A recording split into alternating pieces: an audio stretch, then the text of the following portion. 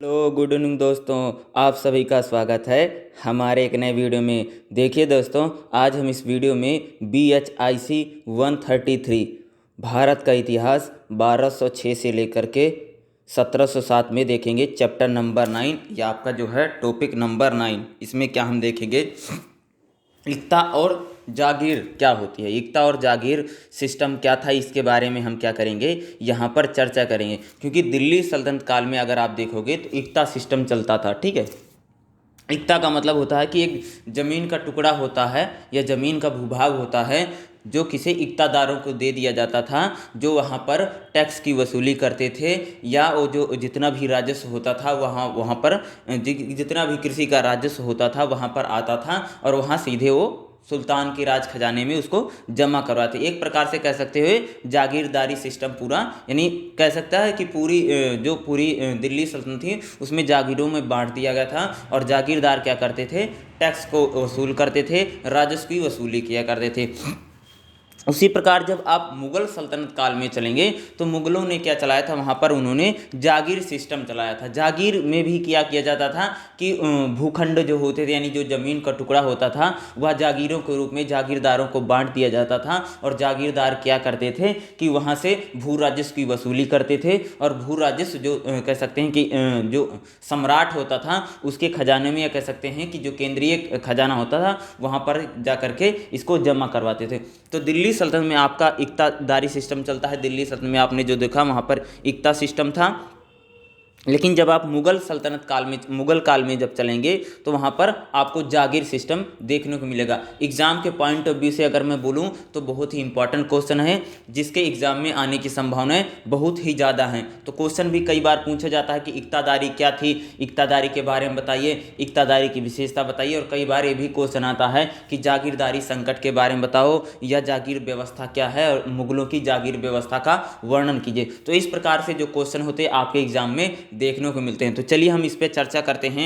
9.2 में देखेंगे और 9.3 को देखेंगे। इसमें हम पूरे इस चैप्टर को देखने की कोशिश करेंगे, क्योंकि आपके एग्जाम के पॉइंट ऑफ व्यू से बहुत ही ज़्यादा इंपॉर्टेंट है। अगर चैनल को पहली बार विजिट कर रहे हैं तो चैनल को लाइक कर दीजिएगा और चैनल को सब्सक्राइब कर दीजिएगा, ठीक है, और बेल आइकन को प्रेस कर दीजिएगा और वीडियो के साथ हमारे साथ बने रहिए। चलिए देखते हैं।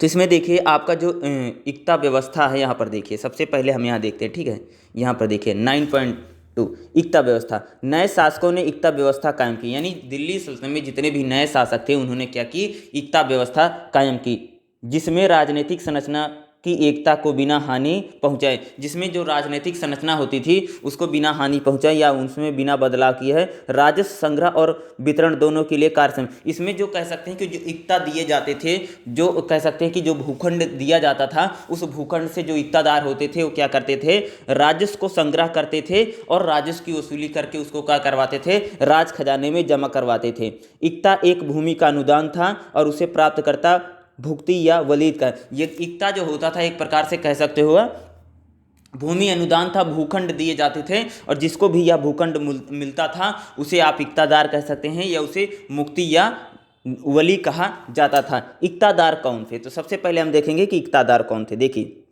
13वीं शताब्दी के प्रारंभिक वर्षों में तुर्की विजय ने अनेक छोटे राजाओं का अंत कर दिया। यानी जब क्या होते कि जब यहाँ पर तुर्क मुसलमान आते हैं, यानी भारत में जब अगर हम देखेंगे 13वीं शताब्दी में जब यहाँ पर दिल्ली सल्तनत की स्थापना होती है तो यहाँ पर छोटे छोटे जो स्थानीय राजा थे वह पूरी तरीके से समाप्त हो चुके थे। और दिल्ली में एक कह सकते हैं कि तुर्क मुसलमान और कह सकते हैं दिल्ली सल्तनत के सुल्तानों का एक शासनकाल हमें देखने को मिलता है। और 1206 से लेकर के 1526 के शासनकाल को हम सल्तनत काल बोलते हैं। और इसी सल्तनत काल में अगर आप देखेंगे तो एकतादारी सिस्टम या एकता व्यवस्था चल रही थी। समकालीन लेखक इसे छोटे राजाओं या राणा कहते थे। अपने राज्य के सुदृढ़ीकरण के लिए तुर्की शासकों ने अमीरों को नगद वेतन के स्थान पर राजस्व अधिकार दे दिया। देखो जब हमारे देश में ना, जब दिल्ली सल्तनत की स्थापना से पहले जब क्या होता था, जब छोटे छोटे शासक राजा होते थे ना, तो राजा क्या करते थे, वो भी भूखंड प्रदान किए करते थे। लेकिन जो उस टाइम जो भूखंड प्रदान मिलता था उन लोगों को क्या बोला जाता था, या राणा बोला जाता था। लेकिन अपने राज्य के सुदृढ़ीकरण के लिए, यानी दिल्ली सल्तनत जो सुल्तान थे वह सल्तनत को मजबूत करने के लिए तुर्की शासकों ने अमीरों को नगद वेतन के स्थान पर, यानी जो मान लीजिए कि अगर उनके राज्य में कोई कर्मचारी है या काम करता है, मानो प्रशासन में कोई लगा हुआ है, तो उसके वेतन के बदले में क्या दिया जाता था, भूमि का टुकड़ा दे दिया जाता था। उसको क्या बोलते थे भैया, नगद वेतन के बदले में राजस्व का अधिकार देना या उसे भूमि का टुकड़ा मिल जाता था। जिन व्यक्तियों को यह अधिकार दिया जाता था उन्हें मुक्ति वली कहा जाता था, यानी जो लोग प्रशासन में अपनी सेवाएं देते थे। मान लीजिए जैसे आपके फादर मान लीजिए लगे हैं वहाँ पर सेना में लगे हुए हैं, ठीक है, सेना में हैं, तो मान लीजिए दिल्ली सल्तनत काल चल रही, मैं मान लेता हूँ अभी हम दिल्ली सल्तनत काल में चल रहे हैं, और इस टाइम पर मान लीजिए हमारे शासक कौन हैं, अलाउद्दीन खिलजी हैं, ठीक है। और मान लीजिए आपके फादर जो हैं वो क्या हैं, खिलजी की सेना में एक सैनिक हैं, ठीक है। तो उनको बड़े सैनिक है मान लेते, जो बड़े सैनिक होते थे, ठीक है, बड़े सैनिक है, ठीक है।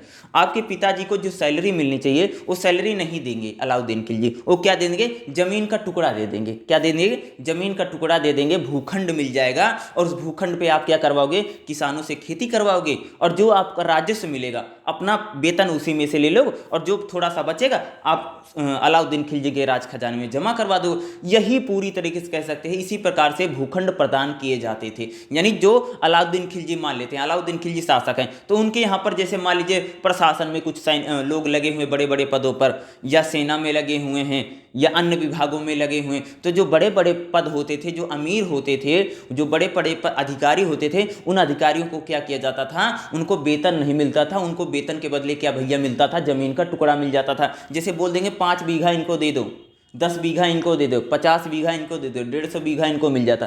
तो लोग क्या करते थे, जो उनको खेत मिलता था, भूमि का टुकड़ा है क्या, पहले तो ये समझ लो, भूमि का टुकड़ा का मतलब होता भैया खेत मिलता था। यानी क्या, अलाउद्दीन खिलजी जब होते थे ना, ये सो लोग क्या करते थे कि जो लोग इनके यहाँ पर नौकरी करते थे, उन नौकरी करने वाले लोगों को पैसा नहीं मिलता था, पैसे नहीं पे कर किए जाते थे, बल्कि पैसे के स्थान पर उनको खेत दिया जाता था, जमीन मिलती थी, ठीक है। तो उनको जो जमीनें मिलती थी वह उन जमीनों पर किसानों से खेती करवाता था, ठीक है। अब मान लो कि जब खेती करवाता था तो खेती से कुछ उपज भी तो होगी, अनाज भी तो आएगा, जो अनाज होता था, जो उपज होती, जो आय होती थी, वह अपना सैलरी रख लेता था, ठीक है। जो कैसे प्रशासन में जो उनके प्रशासनिक अधिकारी होते थे वो अपनी सैलरी को रख लेते थे, बाकी जो कुछ पैसा बचता था वो सीधा सल्तनत काल में जो केंद्रीय खजाने में उसको जमा करवा देते थे। तो यही जिन लोगों को भूमि का टुकड़ा मिल जाता था, आज कह सकते हो जो जमीन और खेत मिलता था सैलरी के बदले, उन्हीं को कहते हैं इक्तादार बोला जाता था, उन्हीं को क्या भुक्ति या वली कहा जाता था। तो इसी प्रकार के वली भुक्ति ये सब लोग होते थे। इक्ता एक अरबी शब्द है जिसका प्रारंभिक इस्लामी राज्यों में इक्ता जो शब्द है, ठीक है, इक्ता का मतलब एक कैसा शब्द है भैया, अरबी शब्द है, जिसका प्रारंभिक इस्लामी राजाओं ने इसकी व्यवस्था अपनाई। राज्य की सेवा करने के पुरस्कार में यह इक्ते दिए जाते थे। यानी जो अधिकारी राज्य में सेवाएं देते थे उन अधिकारियों को पुरस्कार के बदले में, जैसे मान लीजिए अधिकारी को पैसा नहीं मिल रहा है तो कोई बात नहीं, तुमको चलो 10 बीघा खेत दे देंगे, वही से अपना रोजी रोटी चला लेना। तो इसी प्रकार की चीजें होती थी। यानी एक अरबी शब्द है, क्योंकि आपको पता होगा कि जो कह सकते हैं कि जो इस्लाम की शुरुआत हुई वो अरब से हुई, और इस्लाम में अरब से हुए, तो अरब में भी इसी प्रकार की परंपरा थी, ठीक है। इस्लामिक यानी कह सकते हैं कि अरबी शब्द है इक्तदार, एक प्रकार से कहते हैं जो राज्य में देखो खिलाफत के प्रशासन में यह प्रथा धन व्यवस्था के असैनिक और सैनिक अधिकारियों को वेतन दिए के लिए प्रचलित थे। इक्ता के अनुदान का अर्थ था भूमि पर अधिकार देना नहीं था, बल्कि अनुदान वंशानुगत भी नहीं था, परंतु फिरोज शाह तुगलक के शासनकाल में इक्ताधारियों को देखो जो आपको जमीन मिलेगी ना, जो आपको इक्ता मिलेगा, ठीक है, वो क्या रहेगा, आपका वंशानुगत अधिकार नहीं रहेगा कि आपके पिता तो सेना में थे, उनको मान लो जमीन मिल गई है, अब ये थोड़ी है तुम्हारे बेटे को मिल जाएगी, ऐसा नहीं, वंशानुगत नहीं होता था, बल्कि इसको ले ली भी लिया जाता था, इसको ट्रांसफर भी कर दिया जाता था, ये वंशानुगत नहीं थे। लेकिन जब फिरोज शाह तुगलक शासक बने ना, तो इसने क्या कर दिया, वंशानुगत कर दिया कि जिसका बाप मान लो सेना में है और उसके बाप को 10 बीघा खेत मिला हुआ है, ठीक है, यानी 10 किले 10 बीघा है, जो आप मानते हो 10 खेत मिले हुए हैं, 10 बीघे या जो भूमि का टुकड़ा मिला है, तो उसका बेटा भी उसी के पास रहेगा। यानी कहते हैं इसको फिरोज शाह तुगलक ने क्या कर दिया था कि इक्ता को उसने वंशानुगत कर दिया था। यह राजस्व अनुदान हस्तांतरित भी किया जा सकता है, ऐसा कोई ये हस्तांतरित भी कर सकते थे। यानी जैसे आप इक्तादार हो, अब आप इक्तादार नहीं रहना चाहते तो किसी दूसरे को इक्ता अपनी बेच भी सकते हो, यानी आप इसको क्या कर सकते हो, हस्तांतरित भी कर सकते हो। अतः इक्ता में सामंती मध्यकालीन यूरोप में प्रचलित फीफ के समान नहीं माना जा सकता, क्योंकि यूरोप में यह फीप व्यवस्था वंशानुगत थी और स्थानांतरणीय नहीं थी। यानी अगर अगर देखोगे तो जिस प्रकार जो इक्ता सिस्टम है, इक्ता सिस्टम में अगर आप देखोगे तो यहाँ पर यूरोप में देखोगे तो वहाँ पर भी इसी प्रकार की व्यवस्थाएं चलती थी, लेकिन वो जो व्यवस्था थी वह वंशानुगत थी। ठीक है, यानी वंशानुगत यानी वंश परंपरा पर चलती थी, लेकिन वहाँ पर जो फीप चलती थी यूरोप में, जो इक्ता की जैसी ही व्यवस्था है, लेकिन वहाँ पर जो अनुदान होता था वो हस्तांतरण नहीं किया जा सकता था।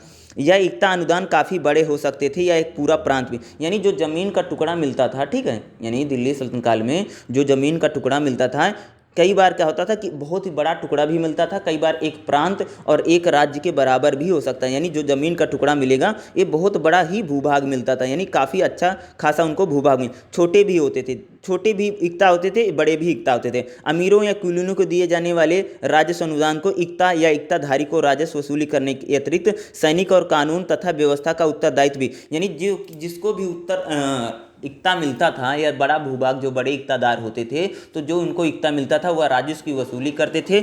इक्तादार सेना भी रखते थे, यानी इक्तादारों की सेना भी होती थी। ठीक है, इक्तादार सेना भी रखते थे, इनके पास सैनिक भी होते थे, और आज जहाँ के इक्तादार होते थे वहाँ की आसपास की प्रशासन की व्यवस्था को देखते थे, राज्य की व्यवस्था को भी बड़े बड़े जो इक्तादार होते थे वह संभालते थे। इक्ता व्यवस्था की आदर्श परिभाषा सेल्जुक निजाम उल मुल्क में तुसी द्वारा की गई, यानी कह सकते हैं इसी प्रकार तुसी की परिभाषा के अनुसार इक्ता एक प्रकार के राजस्व संबंधी कार्यभार था। यानी जो लोग राज्य में काम करते हैं उनको सैलरी के बदले कह सकते हैं कि उनको भूमि का टुकड़ा प्रदान किया जाता था। जो मुक्ति को सुल्तान की इच्छा अनुसार, यानी कह सकते हैं कि जिसको भी इक्ता दिया जाता था वह कह सकते हैं जो सुल्तान होता था वही इक्ताएँ प्रदान करता था। मुक्ति सुल्तान को दे भूमि कर और अन्य करों का उचित ढंग से प्राप्त करने का, यानी मुक्ति एक प्रकार का अधिकारी था जो इक्ता को बांटा करता था, यानी जो इक्ता बांटी जाती थी। ठीक, आवश्यकता पड़ने पर सुल्तान उन्हें हाजिर करना पड़ता था। इक्ता को हस्तांतरित कार्यभार था और इक्ताओं में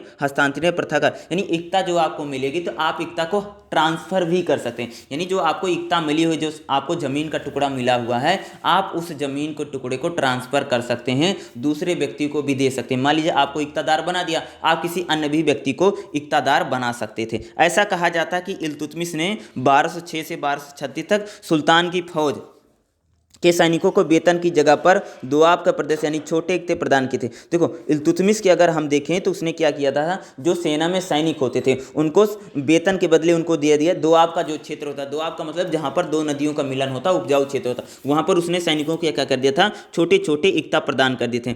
बलवन ने उनके अनुग्रहण करते हुए उत्साही सफल प्रयास रहा। वह अलाउद्दीन खिलजी का ही था जिसने सैनिकों को नगद वेतन देने की प्रथा करनी। अलाउद्दीन खिलजी क्या सैनिकों को नगद वेतन देता था, इसलिए अलाउद्दीन खिलजी ने सैनिकों को इक्ता या इस प्रकार की जमीन का टुकड़ा उसने नहीं दिया। इस प्रथा का पुनः आरंभ अगर देखोगे तो फिरोज शाह तुगलक ने सैनिकों को या कह सकते इक्ता व्यवस्था में बहुत ज़्यादा, यानी फिरोज शाह तुगलक के शासनकाल में अगर देखेंगे तो इक्ता बड़ी संख्या में बांटी गई।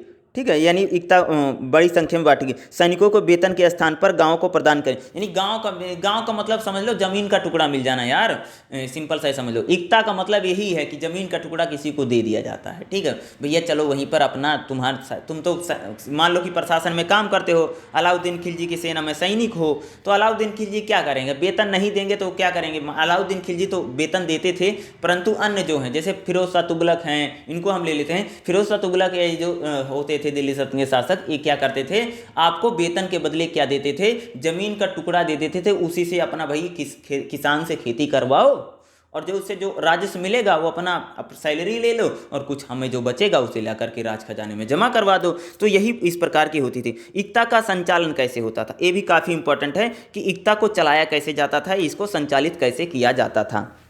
सल्तनत की स्थापना के प्रारंभिक वर्षों में ना तो इसे आवंटित की राजस्व की आय ज्ञात थी, न ही यह इसे, यानी इक्ता से राजस्व कितना आ रहा है, इक्ता से क्या रहा है, इसका कोई आंकड़ा ही नहीं, इसका कोई डाटा ही नहीं। यानी इक्तादारों की जो आय है, जो इनकम है वह कितनी है, इसके बारे में कोई आंकड़ा ही नहीं था। यद्यपि बलवन द्वारा कदापि संशोधित और केंद्रीय नियंत्रण की दिशा में कुछ प्रयास किए गए, जब उसने प्रत्येक भुक्ति के एक ख्वाजा की नियुक्त किया।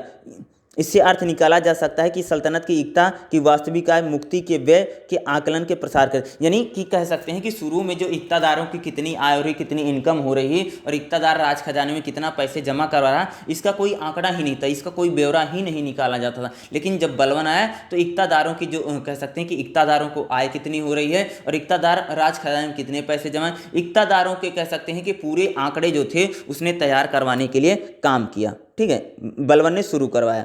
इक्ता प्रशासन में प्रारंभिक परिवर्तन अलाउद्दीन खिलजी के काल में, अलाउद्दीन खिलजी में इक्ता में परिवर्तन के केंद्रीय वित्त विभाग जो होता था, यानी जो दीवानी विजारत बोला जाता था, ने संभवतः प्रत्येक इक्ता द्वारा होने वाली अनुमानित राजस्व आय का आकलन किया। यानी जो दीवाने विचारत यानी कह सकते फाइनेंस मिनिस्ट्री जो होती थी, किसी इक्तादार को कितनी इनकम हो रही है, कितनी आय हो रही है, इसका पता लगाने के लिए क्या अलाउद्दीन खिलजी ने काम किया और इसका उनका इक्तादारों को कितना राजस्व मिलता है इसका आकलन किया गया, यानी इसका निरीक्षण किया गया।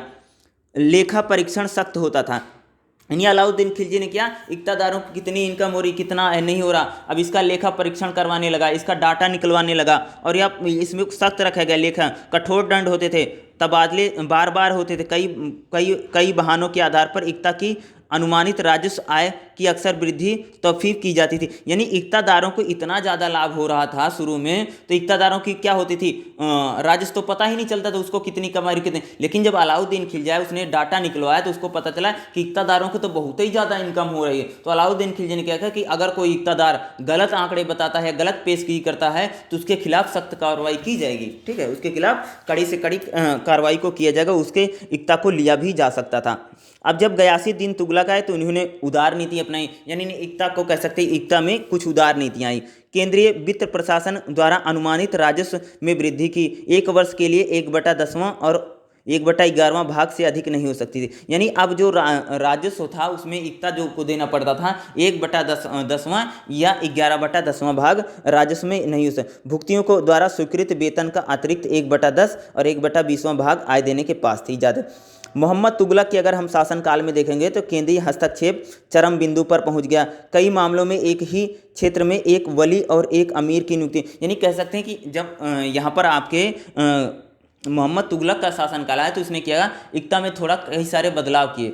ठीक है, एक ही स्थान पर जो इक्तादार होता था उसके लिए एक वली का पद भी बन गया। ठीक है, वली क्या करता था, इक्ता की निगरानी करता था, इक्तादार के जो होते थे उनकी देखरेख करता था, इक्तादार कहीं गड़बड़ तो नहीं रहा, इक्तादार कहीं घोटाला तो नहीं कर रहा, इक्तादार कहीं तो आंकड़े तो गलत नहीं पेश करा। यानी इक्तादार के लिए भी एक अधिकारी नियुक्त किया जिसे हम क्या कहते हैं वली था। ठीक है, इनकी वली का कार्य राज संग्रह करना था और अपने वेतन का शेष रख रखाव राज के, यानी अब वली भी आ गया जो राज, पहले क्या होते थे इक्तादार राजस्व की वसूली करते थे, लेकिन अब इक्तादारों से धीरे धीरे क्या किया इसने, गयासीद्दीन तुगलक ने जो राजस्व की वसूली थी उसने उससे ले लिया। अब वह राजस्व की वसूली नहीं करेंगे, कौन, क्योंकि कई सारे सुल्तानों ने क्या किया था इक्तादारों को राजस्व की वसूली का अधिकार भी दे दिया था, परंतु बाद में क्या था इक्तादारों से राजस्व की वसूली के अधिकार ले लिए गए थे, उनको राजस्व की वसूली अधिकार अब नहीं दिए गए थे। ठीक है, फिरोज शाह तुगलक के उत्तराधिकारियों द्वारा केंद्रीय नियंत्रण को पुनः स्थापित किया गया करने का कोई प्रयास नहीं किया। लोधी शासकों को अगर देखेंगे प्रशासनिक और राजस्व कार्यभार को संयुक्त कर दिया था, यानी जो इक्तादार होते थे उनको अब क्या मिल गए, लोधी के शासनकाल में अगर देखेंगे तो लोधी वंश जो था उसके शासनकाल में अगर इक्तादारों को देखोगे तो उनको राजस्व के भी अधिकार मिल गए थे, उनको प्रशासन के भी अधिकार थे और उनको सैनिक के अधिकार जो थे उनको पुनः स्थापित कर दिया गया था। क्योंकि बीच में कुछ सुल्तानों में अगर देखेंगे तो उनके कुछ जो इक्तादार होते थे उनके कुछ अधिकारों को ले लिया गया था। देखो, ठीक है, देखो बलवन ने क्या इक्तादारों के राजस्व कितना मिला कितना नहीं इसके गणना करवाई, लेकिन अलाउद्दीन खिलजी जब आते हैं इसने क्या कि इक्तादारों के बोला कि आपको जो इनकम होती है वो आपको लिखित में बताना पड़ेगा, कितना हो रही कितना नहीं हो रही बताना पड़ेगा। एक प्रकार से कह सकते हैं उसने कड़ाई के साथ इन चीज़ों को पालन किया। फिर देखते हैं कि जब आपके इसमें जब गयासीद्दीन तुगलक आते हैं तो इसने थोड़ी सी उदार नीति अपनाई, लेकिन जब फिरोज शाह तुगलक का शासनकाल आया तो इसने इक्तादारों को कह सकते हैं कि उन्होंने इक्तादारों के साथ में एक अधिकारी को नियुक्त किया, जो अधिकारी कह सकते हैं इक्तादारों की देखरेख करता था। अब इक्तादार राजस्व की वसूली नहीं करते थे, राजस्व की वसूली करने के लिए अन्य अधिकारियों को नियुक्त कर दिया गया था। अब इक्तादार सिर्फ प्रशासन को देखता था या अपना जो राजस्व होता था वह अपना उस परसेंटेज को ले लेता था। ठीक है, लेकिन जब लोधी वंश आया तो लोधी वंश है, तो उन्होंने क्या किया कि इक्तादारों को दोबारा क्या कर दिया कि सभी के सभी जो अधिकार थे, चाहे उनको राजस्व संबंधी अधिकार था, चाहे उनको प्रशासन संबंधी अधिकार था, चाहे उनको सैनिक संबंधी अधिकार था, वो सभी संबंधी अधिकार उनको दोबारा प्रदान कर दिए गए थे। ठीक है। इक्ता और शासक वर्ग में संसाधन का वितरण कैसे होता था, ये भी आपके लिए काफ़ी इंपॉर्टेंट रहेगा। 9 पॉइंट इसमें देखिए 2.3 देखिए, इक्ता और शासक वर्ग में संसाधनों का विवरण। सल्तनत की आय का प्रमुख साधन भूमि कर था, यानी जो पूरी सल्तनत काल थी उसमें जो कह सकते हैं कि जो सारी इनकम होती थी वो क्या होती थी, भू राजस्व से होती थी। ठीक है, इनकम का भू राजस्व। जिस भूमि की आय सुल्तान के लिए सुरक्षित रहती थी उसे खालिसा कहा जाता था, यानी कह सकते हैं कि जो सरकारी भूमि है उसको खालिसा भूमि कहा जाता था। जो भूमि सुल्तान की आय के लिए सुरक्षित थी उसे खालिसा बोला जाता था।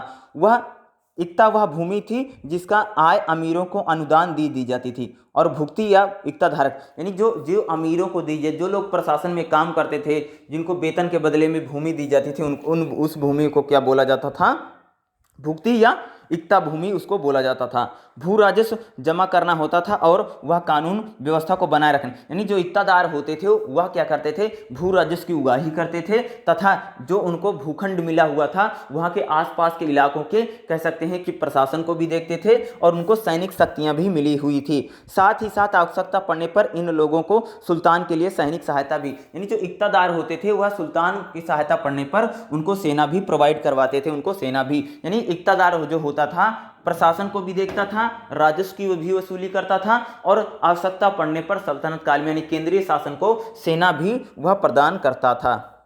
यह राजस्व या भूमि अनुदान स्थानांतरीय थे और वंशानुगत नहीं थे, यानी जो इक्ते दिए जाते थे वो क्या थे, अगर देखोगे तो जो भूमि अनुदान था उसको ट्रांसफर किया जाता था, एक व्यक्ति दूसरे व्यक्ति को अपना कह सकते हैं कि इक्ता दे सकता था, लेकिन वंशानुगत नहीं थे। वास्तव में इक्ता व्यवस्था में ही सुल्तान अमीरों पर अपना नियंत्रण, यानी इक्ता व्यवस्था के जरिए ही जो सुल्तान होते थे वो अमीरों पर या जो बड़े लोग होते थे उन पर क्या कर सकते थे, अपना नियंत्रण स्थापित कर सकता था। मुक्ति अपने क्षेत्र के किसानों से भू राजस्व वसूल करने के पश्चात से स्वयं अपना और अपने सैनिकों का वेतन ले लेता था, यानी जो कहते हैं इक्तादार जो होता था जब वह भू राजस्व की वसूली करता था तो अपना वेतन रख लेता था, उनके सैनिकों का अपने सैनिकों का वेतन भी रख लेता था। ठीक है, और जितना बचता था वह सीधे जितना होता था वह राज खजाने में जमा करवा।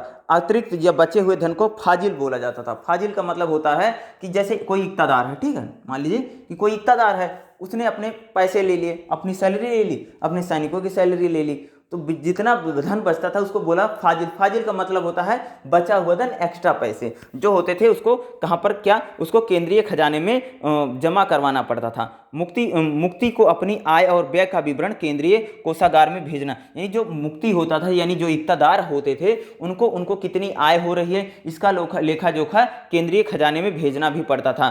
ठीक है, इसका लेखा जोखा भी किया जाता था।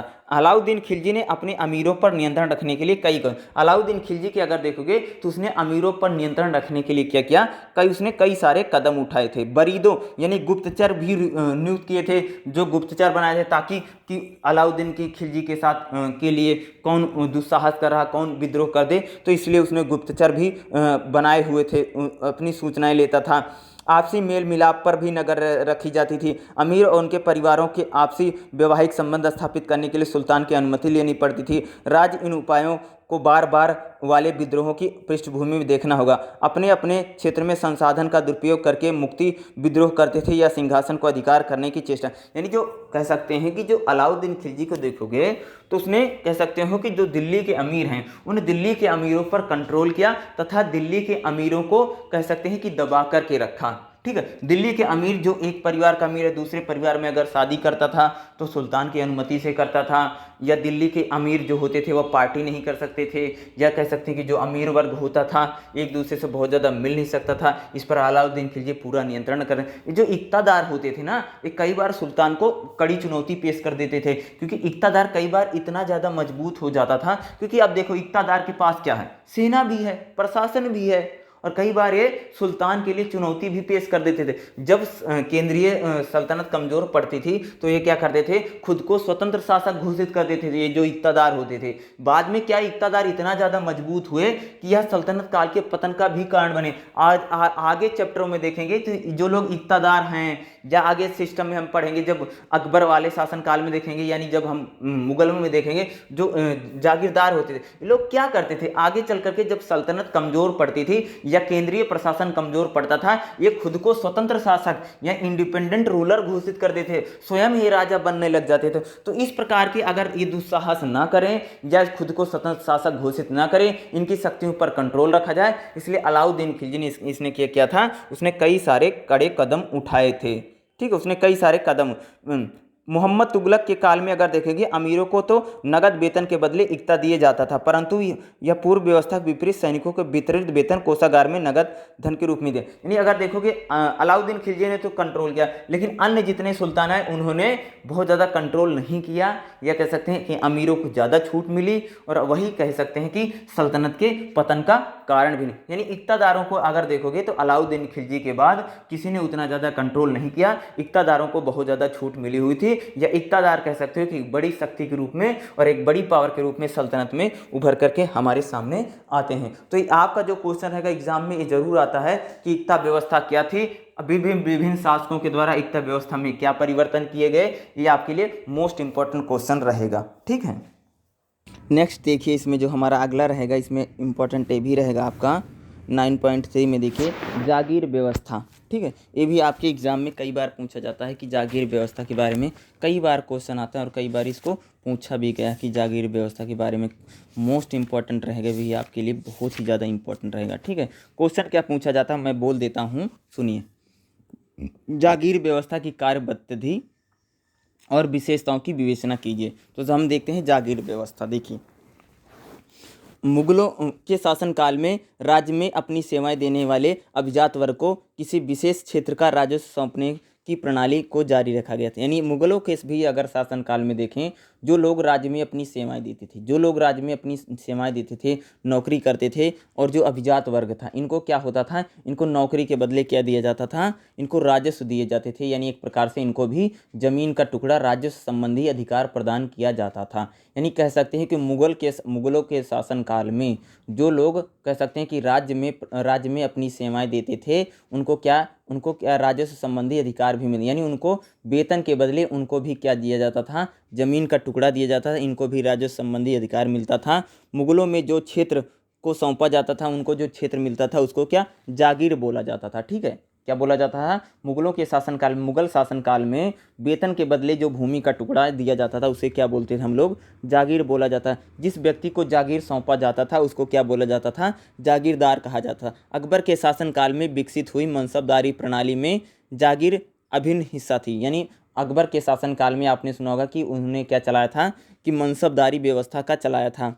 अकबर के उत्तराधिकारियों ने अपने अपने शासनकाल के दौरान इस प्रणाली में अकबर के कैसे मुगल सल्तनत में अगर देखोगे तो जो जागीर व्यवस्था है, ठीक है, जो जागीर व्यवस्था या जो आपका जागीरदारी है, इसमें जितने भी मुगल काल के शासक हैं उन्होंने इसमें परिवर्तन करने को हमें देखने को मिलता। तो सबसे पहले हम देखते हैं इसमें आरंभिक चरण कैसे था, ध्यान से देखिएगा या इसमें ध्यान से सुनिएगा आप सभी लोग। ठीक है, देखो, बाबर ने अपनी जीत के बाद अभूतपूर्व अफगान सरदारों को पुनः स्थापित किया और जीते गए क्षेत्र में 1/3 हिस्से के रूप में आधे से अधिक उन्हें आवंटित। यानी कह सकते हैं कि बाबर ने जब अपनी जीत दर्ज की भारत में, तो उसने किया, जो अफगान सरदार थे, ठीक है, उन अफगान सरदारों को किया गया जीते हुए क्षेत्र से 1/3 का मतलब होता है लगभग 75% जो भूमि थी उसको उसने क्या गया था, उसने क्या जागीर के रूप में उन्हें बांट दिया गया था। इस प्रकार कार्यभार की वजह से उन्हें पुरस्कार भी मिल गया और प्राप्तकर्ता को वजहदार के रूप में जाने लगा।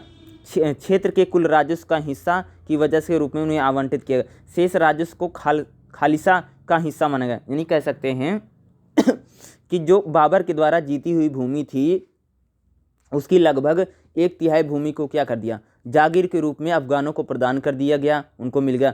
शेष जो भूमि थी उसको सरकारी भूमि या खालिसा में बदल दिया गया था। जमींदारों को अपने ही इलाके में पुनः स्थापित किया, यानी जो जमींदार थे उनको पुनः इलाके में स्थापित किया गया। अन्य इलाकों में बाबर ने हकीमों यानी राज्यपालों को नियुक्त किया। यह प्रथा हुमायूं के शासनकाल में भी कायम है। यानी कह सकते हैं कि बाबर जब यहाँ पर आया तो एक प्रकार से कहते हैं कि वह पूरे शासन को चलाने के लिए, कंट्रोल करने के लिए उसने ज़मीन के टुकड़े या ज़मीन के भूभाग बांटने शुरू किए, राजस्व संबंधी अधिकार लोगों को दिए गए। और ये जो राजस्व संबंधी अधिकार मिलते थे वो कह सकते हैं कि जो लोग राज्य में नौकरी करते थे या जो यहाँ पर दूसरे कह सकते हैं कि जो अफगान सरदार थे, उन अफगान सरदारों को भी इक़्तादार बनाया, उनको भी जागीरदार बनाया गया। और जो जिन राज्यों में हकीम या राज्यपालों को भी नियुक्त किया, यह प्रथा अगर देखोगे तो हुमायूं के शासनकाल में भी कायम रही। अगला जो आपका रहेगा जागीर व्यवस्था का संगठन, यानी जागीर व्यवस्था किस प्रकार की थी। तो जागीर व्यवस्था देखिए, अकबर के शासनकाल में समग्र क्षेत्र को दो भागों में बांट दिया गया था। यानी एक खालिसा यानी सरकारी भूमि और दूसरा होती थी जागीर भूमि। ठीक है, दो प्रकार की भूमियों को पूरा बांट दिया गया था। एक क्या होती थी भैया कि सरकारी भूमि यानी खालिस भूमि, दूसरा होती थी जागीर भूमि। ठीक है, जागीरदारों को उनके पद के अनुसार नगद वेतन के बदले, यानी जो जागीरदार होते थे उनके पद के अनुसार उनको नगद वेतन के जरिए उन्हें, यानी जो कह सकते हैं कि जो अकबर के शासनकाल में या मुगल काल में जो लोग राज्य में अपनी सेवाएं देते थे उनको पद के अनुसार जो उनको जो वेतन मिलता था, वेतन के बदले उनको क्या जागीरें प्रदान की जाती थी। कुछ मनसबदारों को नगद वेतन मिलता था और उन्हीं नगद वेतन के रूप में दिया जाता, कुछ को जागीर और नगद वेतन दोनों। यानी कह सकते हैं कि जो मनसबदार होते थे, कुछ मनसबदारों को तो पैसे दिए जाते थे, लेकिन कुछ ऐसे मनसबदार होते थे जिनको जागीर यानी कह सकते हैं उनको भूखंड भी प्रदान किए जाते थे। ठीक है, उनको भूखंड भी मिलता था। राज्य का अधिकांश क्षेत्र मनसबदारों को उनके पद के अनुसार, यानी कह सकते हैं राज्य का जो अधिकांश हिस्सा था वो मनसबदारों की जो कह सकते हैं उनके पद है उनके अनुसार उनको बांटा गया था। विभिन्न क्षेत्रों में अनुमानित राजस्व को जमा या जमादारी कहते थे, यानी जो पूरा राजस्व इकट्ठा होता था उसको क्या बोलते थे, जमा या जमेदारी कहा जाता था, क्योंकि इनके दाम के अनुरूप आकलन होता है। यानी जैसे जिसका दाम होता है ज़मीन के टुकड़े के अनुसार ही ज़मीन का आकलन। यानी मान लीजिए कि आप राज्य में नौकरी करते हैं, ठीक है, तो आपको जो ज़मीन का टुकड़ा मिला हुआ है तो उस ज़मीन के टुकड़े के अनुसार जो ज़मीन का टुकड़ा होगा, जैसे रोट होगा, उसी प्रकार के आपकी सैलरी के अकॉर्डिंग ही आपको किया दिया जाएगा, आपको जागीर मिलेगी, यानी उसी के अकॉर्डिंग जागीर रहेगी। वास्तव में अगर देखें तो राजस्व वसूली के लिए राजस्व अधिकारी हासिल शब्द का, यानी राजस्व वसूली के लिए एक अधिकारी शब्द का प्रयोग किया जाता जिसको क्या बोलते थे, हासिल। राजस्व अधिकारी पैबाकी नामक एक शब्द का भी इस्तेमाल किया करते, उन्हें यह उन इलाकों के लिए प्रयुक्त किया जाता था जिन्हें आवंटित के लिए सुरक्षित रखा गया था। वह जब किसी मनसबदार को प्रदान नहीं किए जाते थे तो उन्हें पैबाकी कहा, यानी जिन भूमियों को किसी को कह सकते हैं कि जिनको दिया नहीं गया था या जिन्हें मनसब में या जागीर में प्रदान नहीं किया था उन्हें पैबाकी भूमि बोला जाता था। अकबर के शासनकाल के 71वें वर्षों में दिल्ली, अवध, इलाहाबाद में खालसा का जमा कुल राजस्व 5%, यानी कह सकते हैं कि अकबर के शासनकाल में अगर देखोगे जो जागीर सिस्टम था, यानी जागीरें जो प्रदान की जाती थी वह बड़ी संख्या में जागीर प्रदान की गई। लगभग 5% ही भूमि सरकारी भूमि बची थी। जहांगीर के शासनकाल में अगर देखेंगे 9 से 10% भूमि क्या जागीर के रूप में आवंटित की गई। अगला देखें, केवल 1/10% खालसा उपलब्ध था। शाहजहाँ के शासनकाल में देखेंगे तो 1/11, और आगे देखेंगे तो जब शासनकाल के 20वें वर्षों में अगर औरंगजेब के शासनकाल देखोगे तो 1/7वां भाग ही खालसा भूमि यानी कह सकते हैं कि भूमि, और सारी भूमियाँ जितनी थी वह जागीर व्यवस्था के रूप में उनको बांट दिया गया था या जागीर में उनको प्रदान कर दी गई। मनसबों की संख्या में वृद्धि होने से जागीर के दावेदारों में वृद्धि हुई, खालसा पर अधिक दबाव हो गया। ठीक है, जागीर व्यवस्था एक अन्य महत्वपूर्ण विशेषता थी। जागीरदारों को एक जागीर से दूसरी जागीर में हस्तांतरित, यानी जागीर व्यवस्था थी, अगर कह सकते हो कि उसमें एक जागीर से दूसरी जागीर में हस्तांतरित भी किया। मान लीजिए आज आपको दिल्ली की आपको जागीरदारी दी गई है, फिर अगर कुछ समय के बाद क्या होंगे, आपको मुंबई की जागीरदारी मिल जाएगी, कुछ समय बाद होगी आपको बिहार की जागीरदारी मिल जाएगी। मैं समझाने के लिए बता रहा हूँ कि जागीरदारों को जो जागीरें मिलती थी, जो ज़मीन का टुकड़ा या जो ज़मीन का भूखंड मिलता था, उसको बाद में बदल भी दिया जाता था।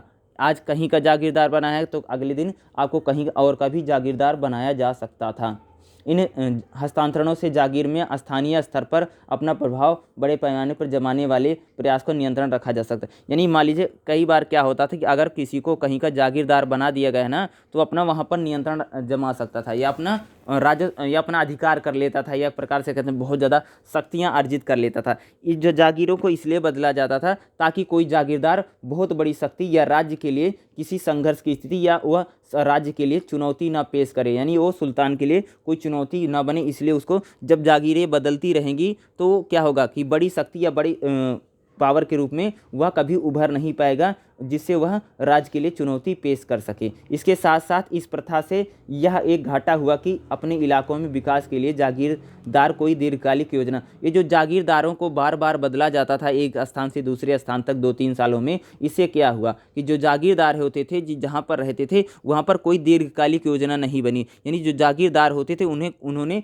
कोई बहुत बड़े कार्य नहीं किए, क्योंकि उनको पता था कि कुछ समय के बाद उनको ट्रांसफ़र हो जाएगा, वो जागीर उनको रहेगी नहीं, इसलिए उन्होंने वहाँ पर कोई विकास के काम नहीं किए, कोई भलाई के काम नहीं किए, या लोगों की कह सकते हैं कि सुरक्षा के लिए, सेफ्टी के लिए, या लोगों की बेहतरी के लिए जागीरदारों ने कोई काम नहीं किया, क्योंकि उनको पता होता था क्योंकि कुछ समय के बाद उनकी जो जागीर है उनको हस्तांतरित कर दिया जाएगा। इसका मुख्य उद्देश्य कम से कम समय में ज़्यादा से ज़्यादा राजस्व, यानी जागीरदारों को जो बदला जाता था एक स्थान से दूसरे स्थान तक, मूलतः कह सकते हैं कि जो मुगल थे वो चाहते थे कि ज़्यादा से ज़्यादा राजस्व की वसूली की जाए। जागीरों के प्रकार क्या हैं, यानी जो जागीर थी वह कितने प्रकार की होती थी। जागीरों की अगर प्रकार देखोगे तो 4 प्रकार की जागीरें होती थी। ध्यान से सुनिएगा, जागीरें कितने प्रकार की हैं, जागीरें 4 प्रकार की होती थी। ठीक है, यहाँ पर देखिएगा, ठीक है, यहाँ देखिए जागीरें कितने प्रकार की होती हैं, 4 प्रकार की जागीर है। जागीर तनख्वाह, जागीर तनख्वाह का मतलब होता है वेतन के बदले जो जागीरें प्रदान की जाती थी। ठीक है, मान लीजिए आप राज्य में नौकरी करते हैं तो आपको नौकरी के बदले क्या होगा, ज़मीन का टुकड़ा या आपको जागीर मिल जाएगी। दूसरा मशरूत होती थी, किसी व्यक्ति द्वारा साशर्त जागीर, यानी आपको कोई जो जागीर शर्त के अनुसार देगा कि इतना आपको पैसा देना पड़ेगा, इतना वो देना पड़ेगा, यानी शर्त के अनुसार दी गई जो जागीर होती थी उसे मशरत बोला जाता। इनाम जागीर, इनाम जागीर का मतलब होता था यह पद या कार्य सहित थी, ये राज्य के इसे विशेष सेवा के बदले, यानी राज्य को क्या, अगर मान लिए अगर जो जैसे बादशाह हैं, बादशाह किसी से बहुत ज़्यादा खुश हैं, बहुत ज़्यादा प्रसन्न हैं, तो उसे जागीर प्रदान, यानी इनाम जागीर का मतलब होता है कि अगर किसी को इनाम के रूप में, पुरस्कार के रूप में जो जागीरें प्रदान की जाती थी उनको हम इनाम जागीर बोला करते थे। वतन जागीर का मत, वतन जागीर क्या, वतन जागीर उनको दी जाती थी जो क्या अधीनस्थ शासक होते थे, या राजपूत जो राजा होते थे, जिन राजाओं ने कह सकते हैं सल्तनत के सामने आत्मसमर्पण कर दिया, या सल्तनत की उन्होंने गुलामी कबूल कर ली, अर्थात अपना क्षेत्र में उन्हें, यानी मान लीजिए कि सिंपल सी बात है, जैसे अकबर हैं, अकबर का शासनकाल या मुगलों का शासनकाल देखोगे तो राजपूतों के साथ उनके जो संबंध हैं बहुत ज़्यादा बेहतर हैं। कुछ राजपूतों ने तो अकबर के साथ युद्ध किया, कई सारे राजपूतों ने अकबर के साथ वैवाहिक संबंध स्थापित किए, कई सारे राजपूतों ने अकबर की कह सकते हैं कि उन्होंने गुलामी मान ली। तो जो राजपूत शासक हैं या अन्य जो भारतीय शासक होते थे, जब इन मुगलों के साथ अलायंस कर लेते थे या गठबंधन कर लेते थे, यानी जब मुगल उनको जीत लेते थे तो उनको क्या क्या, उनका जो क्षेत्र होता था ना वो अकबर उनको लेते नहीं थे, बल्कि उनके क्षेत्र को ना उनको जागीर के रूप में दे देते थे। मान लीजिए कि आप कहीं के राजा हो, सिंपल सा मान लेता हूँ कि आप अजमेर के शासक हो, ठीक है। अब मान लीजिए युद्ध हो रहा, अकबर का और आपसे युद्ध हो गया और आप युद्ध में हार गए हैं, तो क्या होगा कि अकबर क्या करेगा, आपके राज्य को लेगा नहीं, बल्कि आपका जो राज्य होगा उसको जागीर के रूप में दे, यानी आप वहाँ पर एक प्रकार से कह सकते हैं कि अकबर के जागीरदार बन के रह जाएंगे। आपके पास अपना राज्य भी रहेगा, आप राज्य क्या करेंगे, राजस्व की वसूली करेंगे, और जो ज़्यादा धन बचेगा आप अपना वेतन रखेंगे, सैलरी रखेंगे, बाकी जो बचेगा वह अकबर के राज खजाने में जमा करवाना पड़ेगा। इसी को बोलते हैं वतन जागीर। जहांगीर के शासनकाल में मुसलमान कुलीनों को वतन जागीर से मिलती जुलती जागीरें दी गई, उन्हें अलग तगमा से नाम से जाना जाता है। यानी जहांगीर का जो शासनकाल था उसमें जो मुसलमान कुलीन वर्ग था उनको का वेतन जागीरें से मिलती जुलती थी, यानी जहांगीर के शासनकाल में जो वेतन जागीर है वह ज़्यादा बांटी गई या वेतन जागीर ज़्यादा रही। तनख्वाह जागीर हर 3-4 साल में, यानी जो तनख्वाह जागीर यानी वेतन के बदले जो जागीर मिलती थी उसका हस्तांतरण होता रहता था। वतन जागीर वंशानुगत और हस्तांतरणीय थी। जो वतन जागीर होती थी, जो कह सकते हैं कि स्थानीय राजा जो होते थे या स्थानीय स्वतंत्र जो राजा होते थे या जिन लोगों ने सल्तनत की गुलामी मान ली थी या सल्तनत के सामने आत्मसमर्पण किया, उनको जो जागीरें मिलती थी वह वंशानुगत होती थी। ठीक है, वह वंशानुगत थी और उसको ट्रांसफ़र नहीं किया जा सकता था। कभी कभी वेतन जागीर को कुछ समय के लिए खालसा में भी बदल, यानी जो वेतन जागीर होती थी उसको कुछ समय के लिए सरकारी भूमि में भी बदल दिया जाता था। 1979 या 1980 में, अगर 1680 में अगर देखोगे तो औरंगजेब ने जोधपुर के मामले में ऐसा ही किया था। जब किसी जमींदार या स्थानीय सरदार को मनसबदार बनाया जाता था तो उसे वेतन जागीर के अतिरिक्त तनख्वाह जागीर भी दी जाती थी। यानी मान लीजिए कोई मनसबदार है, ठीक है, तो उसे क्या जागीर अगर मिलेगी तो उसे तनख्वाह जागीर के उसको वेतन के बदले भी जागीर मिलेगी और उसको जो कह सकते हैं कि जो मनसब है, मनसब का भी मिलेगा। यानी कोई भी जो जागीरदार होता था, देखो एक मनसबदार जागीरदार भी हो सकता था, ठीक है, मनसबदार मनसब के साथ साथ जागीरदार भी हो सकता, लेकिन ऐसा कोई ज़रूरी नहीं है कि अगर कोई जागीरदार है तो मनसबदार भी हो सकता है।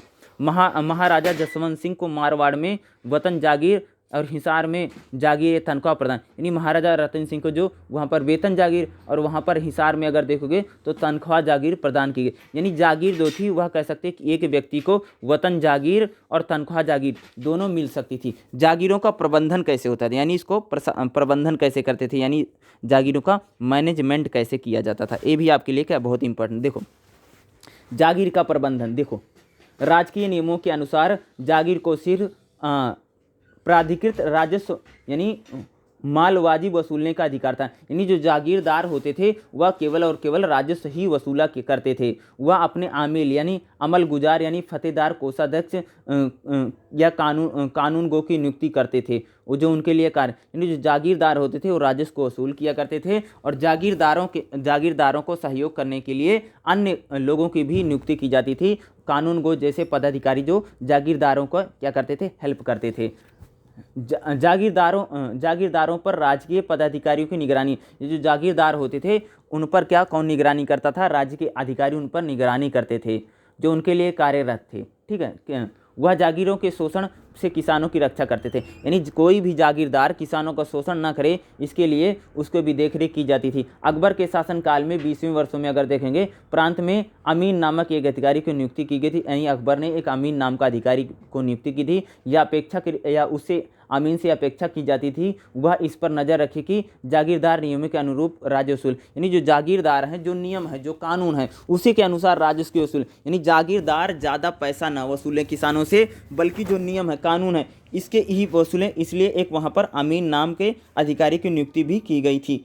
संकट की स्थिति में अक्सर फौजदार राजस्व वसूल करने में जागीरदारों के, जो फौजदार होता था, मान लीजिए अगर जागीरदार मान लीजिए राजस्व वसूल नहीं कर पा रहा तो जो फौजदार होगा वह जागीरदार को राजस्व वसूल करने में मदद करता था। फौजदार एक कर सकते हैं कि पुलिस अधिकारी जो होता था, ठीक है, पुलिस महकमा में फौजदार का पद होता था। जो फौजदार होता था या जागीरदार जो होते थे उनको राजस्व वसूल करने में क्या करते थे, मदद प्रदान किया करते थे, या कह सकते हो उनकी हेल्प किया करते थे। तो आपका ये चैप्टर नंबर 9 था जो कि बहुत ही इंपॉर्टेंट, जिसमें हमने देखा एकता और जागीर व्यवस्था। इसको आप अगर समझ में नहीं आएगा तो दोबारा पढ़ लीजिएगा, ये आपके एग्जाम के पॉइंट ऑफ व्यू से बहुत ही ज़्यादा इंपॉर्टेंट है। अगर आपने चैनल को सब्सक्राइब नहीं किया तो चैनल को प्लीज़ सब्सक्राइब कर लीजिएगा। वीडियो को देखने के लिए आप सभी का बहुत बहुत धन्यवाद। Thank you so much.